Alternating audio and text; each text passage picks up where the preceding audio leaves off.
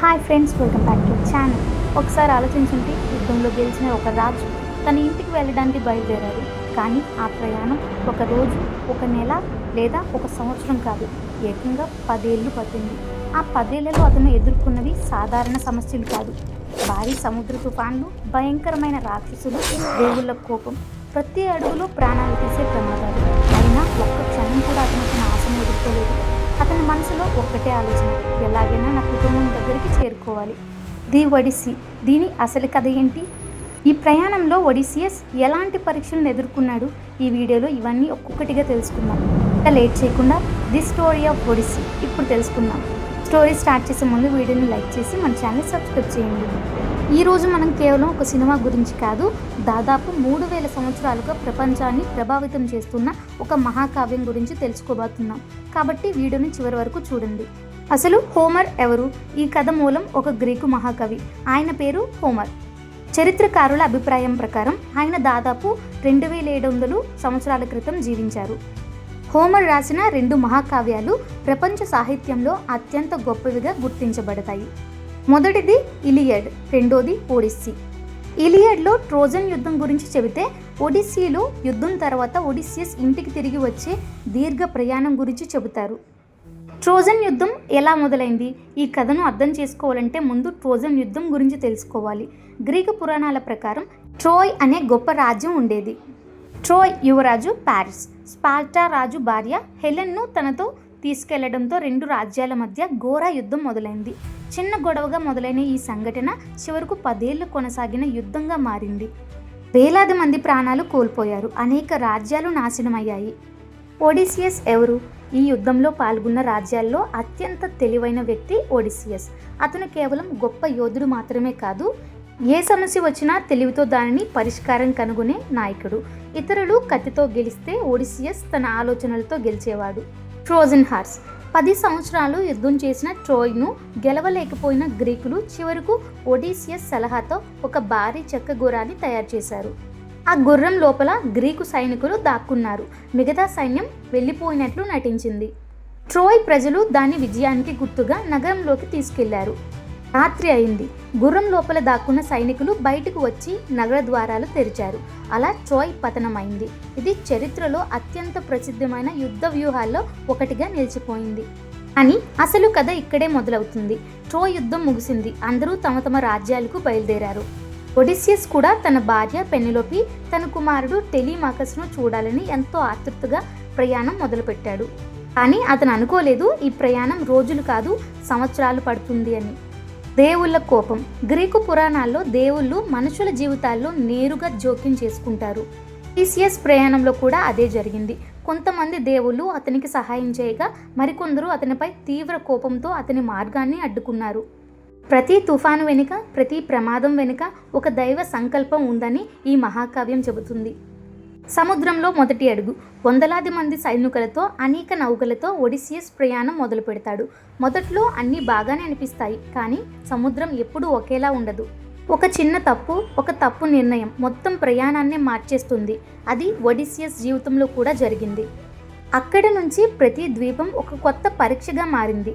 ప్రతిరోజు బతికి బయటపడటమే ఒక విజయంగా మారింది. కానీ ఒడిసియస్ ముందున్న సముద్రం కేవలం నీటితో నిండి లేదు. అది ప్రమాదాలతో, రహస్యాలతో, దేవుళ్ళ కోపంతో నిండిపోయింది. ఒక రహస్యమైన ద్వీపం. కొన్ని రోజుల సముద్ర ప్రయాణం తర్వాత ఒడిసియస్ మరియు అతని సహచరులు ఒక ప్రశాంతంగా కనిపించే ద్వీపానికి చేరుకుంటారు. దూరం నుంచి చూస్తే అది స్వర్గంలా కనిపిస్తుంది. పచ్చని చెట్లు, గుహలు, మేతమేస్తున్న గొర్రెలు. కానీ ఆ నిశ్శబ్దం వెనుక ఒక భయంకరమైన నిజం దాగి ఉంటుంది. ఆ ద్వీపంలో నివసించేది ఒక కంటితో ఉండే మహారాక్షసుడు. గ్రీకు పురాణాల్లో వీరిని సైక్లోప్స్ అని పిలుస్తారు. వీరు అసాధారణమైన బలంతో ఉంటారు. మనుషుల చట్టాలు, రాజ్యాలు, నియమాలు వీరికి అవసరం ఉండదు. తమకు నచ్చినట్లుగా జీవిస్తారు. ఒడిసియస్ అతని గుహలోకి వెళ్ళినప్పుడు అక్కడ ఆహారం కనిపిస్తుంది. సహచరులు వెంటనే వెళ్ళిపోదామని చెబుతారు. కానీ ఒడిసియస్ ఆసక్తితో అక్కడే ఉండాలని నిర్ణయించుకుంటాడు. ఆ ఒక్క నిర్ణయం వారి జీవితాలను ప్రమాదంలో పడేస్తుంది.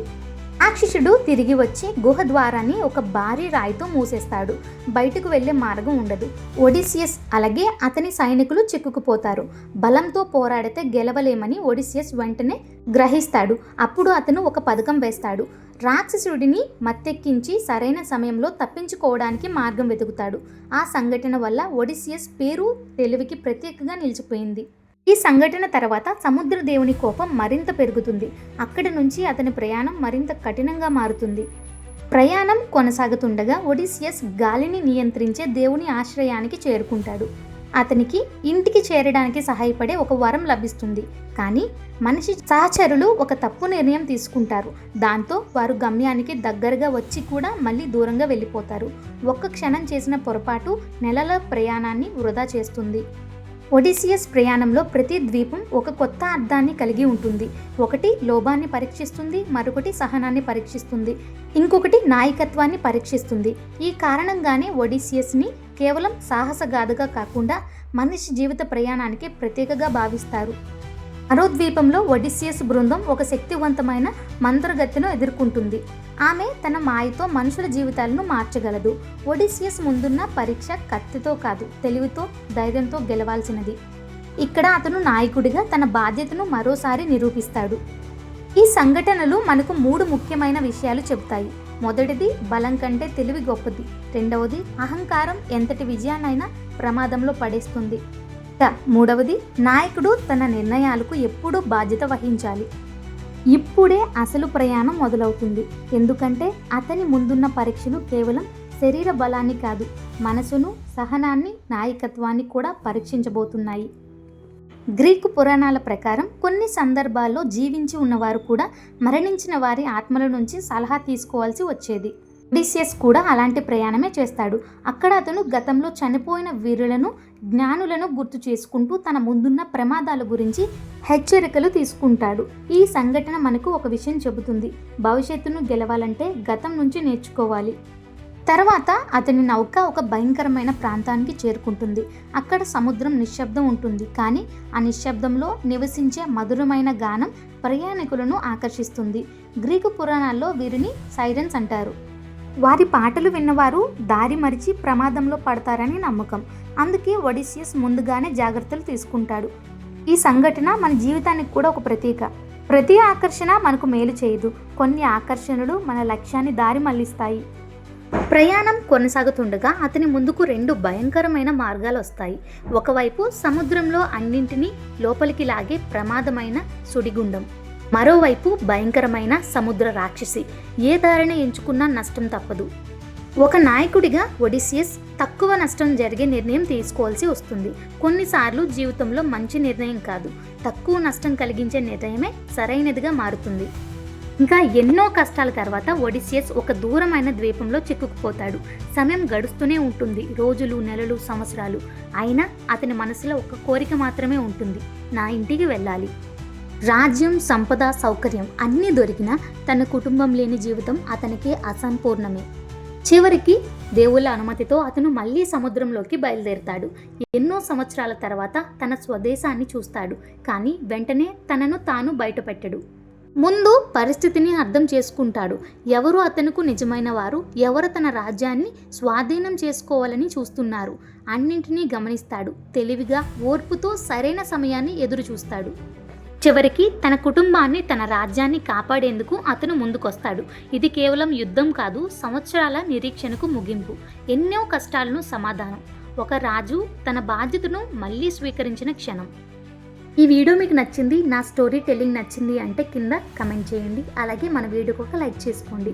ఇలాంటి వీడియోస్ మరెన్నో కావాలంటే మన ఛానల్ని సబ్స్క్రైబ్ చేయండి.